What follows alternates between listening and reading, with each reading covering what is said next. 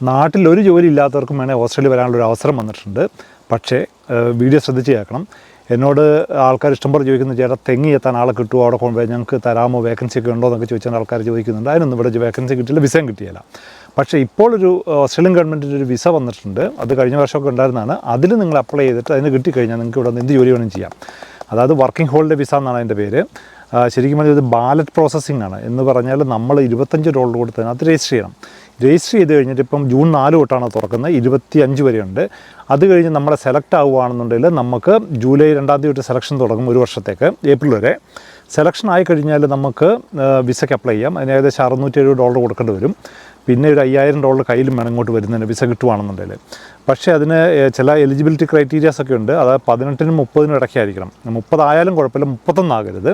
പിന്നെ IELTS-ന് 4.5 എങ്കിലും വേണം, അല്ലെന്നുണ്ടെങ്കിൽ നമുക്ക് അപ്ലൈ ചെയ്യാൻ പറ്റില്ല. പിന്നെ മസ്റ്റായിട്ട് വേറെ കാര്യം അവർ പറയുന്നത് പാൻ കാർഡാണ്.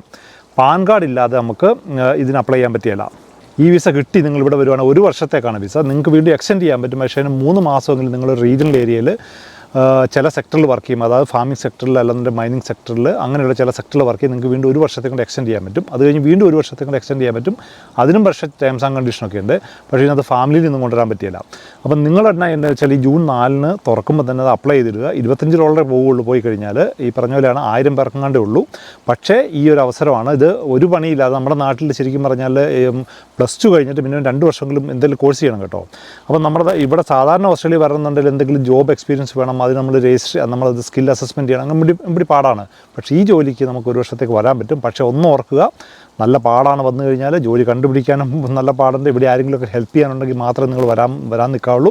അല്ലാതെ വന്നു കഴിഞ്ഞാൽ ശരിക്കും സ്ട്രഗിൾ ചെയ്യും. ജോലി കണ്ടുപിടിക്കാൻ പാടാണ്. നിങ്ങൾ റിമോട്ട് ഏരിയയിലൊക്കെ പോയി നിങ്ങൾ തന്നെ ജോലി കണ്ടുപിടിക്കേണ്ടി വരും. എന്നിട്ട് ഈ പറഞ്ഞാൽ ഒരു എംപ്ലോയറിൻ്റെ അടുത്ത് 6 മാസം വർക്ക് ചെയ്യാൻ പറ്റുള്ളൂ. അങ്ങനെ കുറേ നിബന്ധനകളുണ്ട്. അപ്പോൾ ഞാൻ എൻ്റെ ഡീറ്റെയിൽസ് എല്ലാം ഞാൻ താഴെ കൊടുത്തേക്കാം. അപ്പോൾ നിങ്ങൾ നോക്കി ഈ ഓസ്ട്രേലിയയിലെ ഇമിഗ്രേഷൻ വെബ്സൈറ്റ് കയറിയിട്ടാണ് നിങ്ങൾ അപ്ലൈ ചെയ്യേണ്ടത്. എനിവേ നിങ്ങൾ അപ്ലൈ ചെയ്ത് നോക്കുക. ഭാഗ്യമുണ്ടെങ്കിൽ വരാൻ പറ്റും. ഓസ്ട്രേലിയക്ക് ഒന്ന് കണ്ട് വർക്കിംഗ് ഹോളിഡേ എന്നാണ് പറയുന്നത്. അത് വന്നു കണ്ടു, കുറച്ച് ജോലി ചെയ്തു, എല്ലാം ഓസ്ട്രേലിയ കറങ്ങി തിരിച്ചു പോകാൻ വേണ്ടിയിട്ടുള്ള ഉള്ളൊരു വിസയാണുള്ളത്.